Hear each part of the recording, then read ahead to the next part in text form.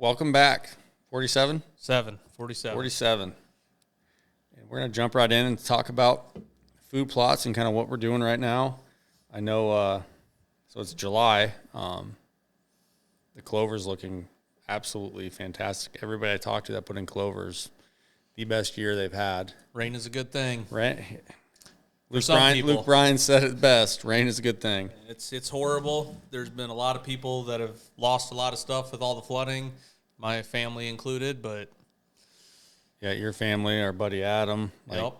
We've had tornadoes, we've had floods. It's definitely been a sad spring. It's been good for food plots, but If you could get them in. yeah, if you can get them in. I had CRP plant on my farm, and it took a month and a half longer than we had initially planned just because it was too wet. Yeah, the washout, you put seed down, it washes out, and we've had a lot of rain, so hopefully that helps with the HD, but So far, so good. yeah, I threw out some clover, frost seeded it, and I got deer in it every It's night. money. It's Just from the trail cam pictures, it looks really just nice. from when you and I put that pond in. Yeah, it It was looked spotty. good. Yeah, it's coming. I mean, it's looking real nice. One thing you kind of mentioned with clover, it kind of threw a light in my brain is the amount of pollinators that those clover plots can Yep. hold. Like you went out to yours, and if you just listen, you can just hear Bees. all the bees, Just hundreds. all the and pollinators out there. Hundreds. So a lot of people don't realize that, including myself. It's great for the pollinators. Yeah, that white clover, it's Yeah, super sweet. Yeah, and even like the crimson. Yep. Butterflies, the monarchs will hit that come fall if you plant crimson. But yeah, the amount of bees that it helps, and it's helping all the other plants in that general area, like Yep. all your CRP stuff in a couple All the of years. wildflowers and things, Yep. and yeah, Yep. and there's already flowers like mixed in with all of it, so it's neat. I didn't realize it till the first time I mowed it. And went, why is it just buzzing? And then you start looking, they're everywhere. Yeah, that's why I think some of these pollinator there's some programs that you can get pollinator mixes, and it comes with clover Yeah. because clover is pretty much flowering. Yep. And it's fast growing. It's probably the first stage. Yeah, it's what is it? Bee pollinator. It's one that Corey kind of turned me on to. But yeah, it's really really sweet. So going into that, let's jump right into our clover plots. And I've done this before. It's kind of difficult to do, but you can put turnips in there with it as long as you time the mowing perfectly. Right. If you got a thick stand of clover, it's a little tougher. If it's like a first year and it's not real thick, which mine's thick this year, it's really tough because that seed's got to compete with the clover, which is shading it out fairly quick. Yeah. I look at it as, if your most clover plots, unless you have a big field, they're pretty small, half acre tops. You can get a $20-$30 bag of brassicas and put it out. If it grows, it grows. Yep. If it doesn't, it doesn't. But if it does, it's aerating the ground. It's giving all the nutrients back into the soil. If it does produce greens, the deer can eat the greens. If it does produce bulbs, the deer eat the bulbs. And there is no negative effect on the clover the following year. Yeah. So as long as your clover is established, if it's not, then you can just go in there, mow it, and throw out these turnips, which pretty much, if you get a rain, you can go broadcast that right on top of moist soil, and they will take. Absolutely. Even my gravel drive out here, I'll have, empty my boot after I'm doing seeding turnips, and then I have a nice lush plot in my gravel. Yep.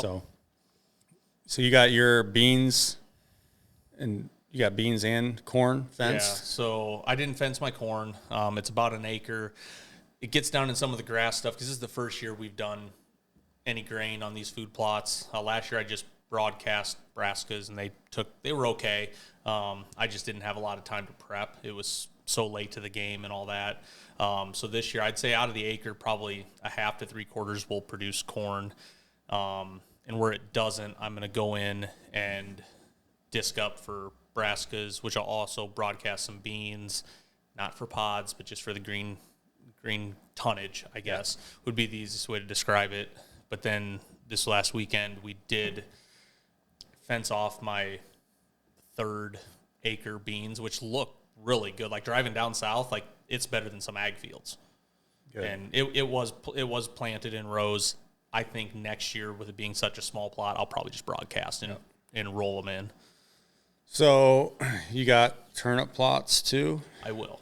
Yep. Okay. So on the back, the new plot is probably, I need to actually get up the Hunt Stand app and walk the perimeter so I know exactly how big it is. I'd say it's 0.2, right under a 1/4 acre, something like that. And it was all weeds and grass, and I kill sprayed that. I've mowed it and whatnot. I put in clover maybe 10 days ago. I broadcasted beans in it 3 days ago, and then I just put in Brassica mix because there's a decent amount of thatch from the mowing. So it's a no-till, no plow, none of that. Just let those seeds go down in the ground, keep the moisture, and hopefully acts as a mulch. Yep, hopefully really take off. And that plot will be a forever clover plot starting in the spring. Yep. No, I love that that idea, and I've watched some of our friends do it. I've done it a lot at my in-laws. I'll go kill spray and pretty much plant within 2 or 3 days, sometimes same day if I don't have time.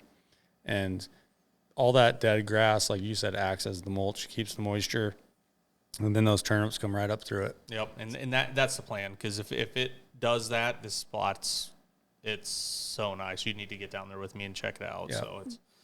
So your plots are pretty much set in stone. You know what you're going to do. Yep, and then over by where I have the clover, I got some strips I'm going to put into brassicas, just stuff that wasn't clover that didn't get put in beans. It's just kind of, it's got weeds in it right now, and for the little bit of work it's going to take, I'll probably get another 1/4 to 1/2 acre in all of it put together for brassicas. So, I mean, it's food. I mean, it's food for all the wildlife. So. Yep. And with the time frame as far as when brassicas go, people say late July, early August. I like to do early July, mid-July. And the reason for that is we haven't had the rains in the last couple of years. This year's a little different. Right. I'd rather have that green, lush green plot early season, and then late season, those bulbs get pretty big.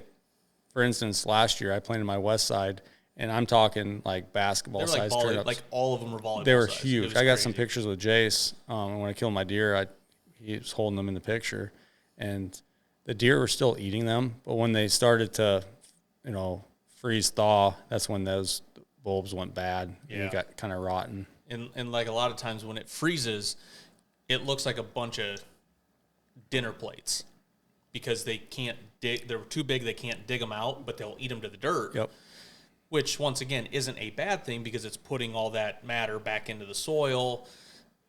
It's kind of one of those things. Yeah. Like I would prefer golf ball, tennis ball bulbs. And they taste good to you. They taste good to the deer. And like when I plant them and they come up at the right time, like October-ish, I'll go in there on my way to the tree stand. I'll grab one and take my knife and eat it like a little apple. So, but as far as going back to my plots, I got my sprayer back here. My father-in-law just mowed our plots by the hawk blind. Okay. And then we had a guy come in with a forestry head and make the trails, expanded the trails up on top. So I'm going to go in there, kill spray. I got 5-card draw, 7-card stud. I got some new mixes from Evolve that I'm going to throw up there. And I'm just going to give as much food as I possibly can to the deer. Will they kind of go and is it going to benefit me? Maybe more will hang around late season. Right. It's not a farm that I usually hunt. It's more for my father-in-law and wife and my son and then his brother. So my father-in-law's brother, Tim. So it's fun because I get to do that stuff there, try to give them as much food. And we got another blind coming. You got to pick yours up. But yep. Jeff just got our new muddy aluminum siding. So we're going to put that up at the fence gap. And I'm going to put another plot down below there. So I'm going to have if you break it up, I'll probably have 7 plots there. Okay. Kind of spread out. So it'll be interesting to see I'm going to go in there with that sprayer. It sprays 15 foot. And I'm going to cover everything. And then I'm going to go seed heavy. Yeah. And it'll be mid-July when I seed, so hopefully it comes up. And that's about when I'm actually going to do my brass. Because like I said, the other one with the thatch, I was kind of like, you know what? I can put it in. I need to finish out my mock scrapes and stuff there in probably 2 or 3 weeks. I'll look. If it isn't doing what I want it to, I'll seed again and go that way with it. But I got time. That's the nice thing about doing it early. Yep. You have multiple options. You can probably plant brassicas twice, and then our tried and true plan X is winter rye. Yep. Yeah. And Cold snap winter rye. And it's very inexpensive. It's very easy to plant. It usually takes off if you get moisture, and it stays green the longest, and it's usually green for turkeys in the spring. And then it grows like 6 foot tall and shades out all the weeds. So it's kind of a pain to mow, but it works pretty good. Yep. So, and I'll the one place I will not put that is an established clover plot, because it is such a pain when you go to mow. But I'll put it everywhere else. I'll put it in my beans.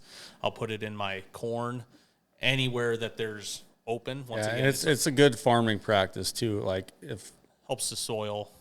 Let's say if all the farmers could do that, can you imagine? Cover crop? Yeah, just a cover crop with the amount of soil erosion going into our rivers. If they could do that if they were in a mile radius from the river and they had to do that, like let's just say legally speaking, our rivers would be so much more cleaner.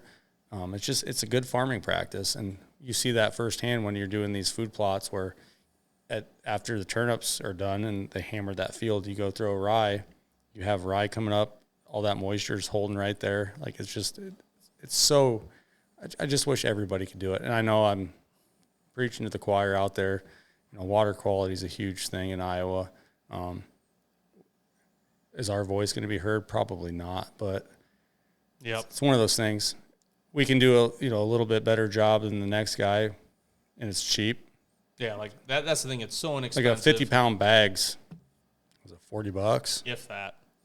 $30? Yeah. It's not expensive, and it goes a long ways. And it's like I said, the only negative I can come of it is if you don't take care of it in the spring, late spring, it does grow really tall, really fast, and it's harder to take care of after the fact. Yeah, my west side is I can't get access in there because the guy bought it since I've had permission from the previous owner. So it's just 6 foot rye, and that's what it's going to be. So, yep. But it will seed itself, and it will grow up green. Yep. And yep, it is what it is at that point.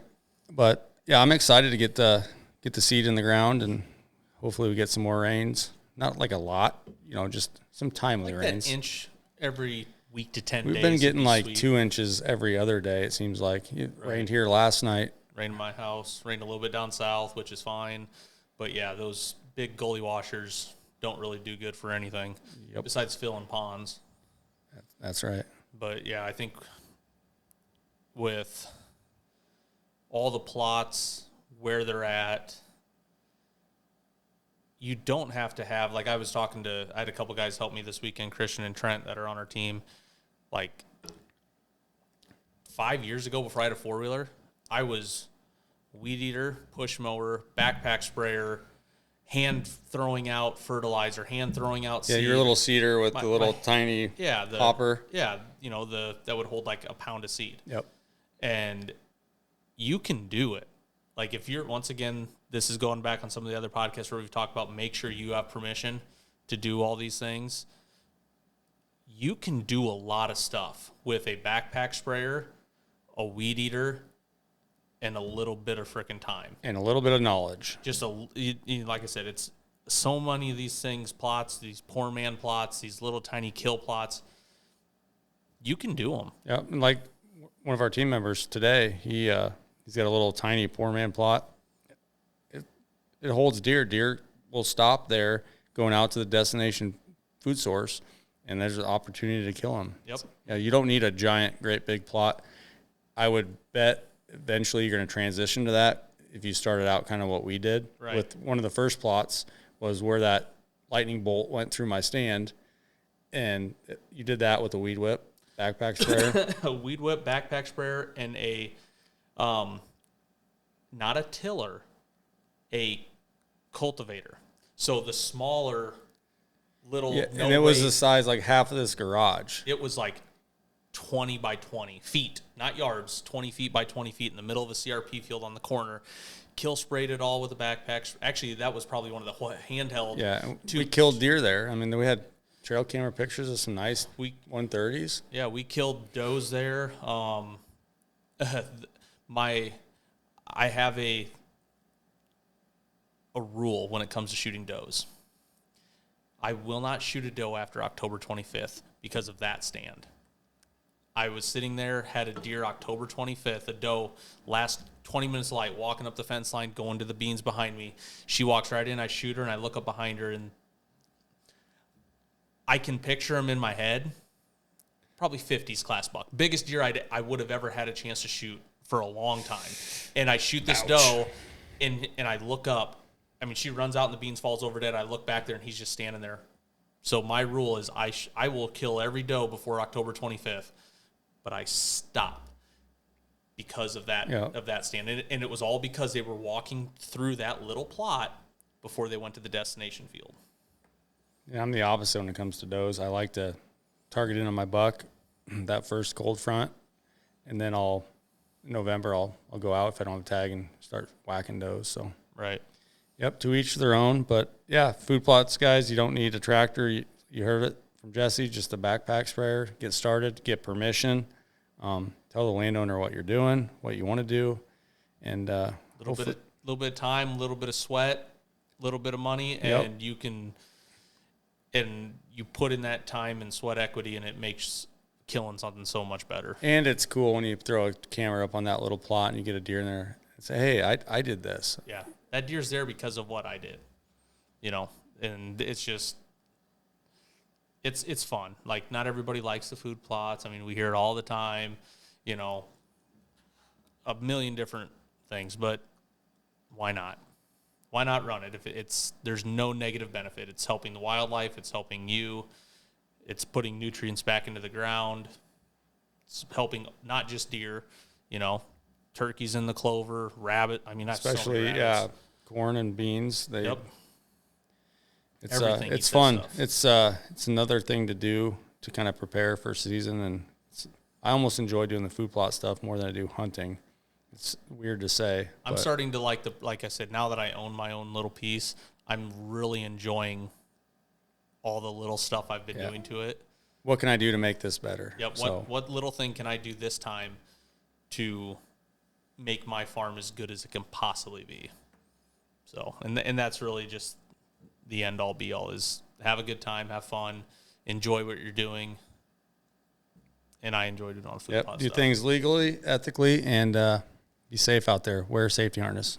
Always. We're going to end with that. We're going to hop in the side-by-side and go throughout a couple cameras. And one farm in particular, we're going to put one is where Jesse had probably one of the bigger deers you've seen. Yeah. Probably in the top 5. He's a big dude. He disappeared. Yeah, I think that's one of those deer that you walk up on and you go, "Oh, good Lord!" Like the River Bandit lives in memory. Yeah, he would have had ground expansion, 100%. Yeah, he's large. So hey, maybe he'll come back. Yeah, who knows? Or his kid. All right, thanks, guys.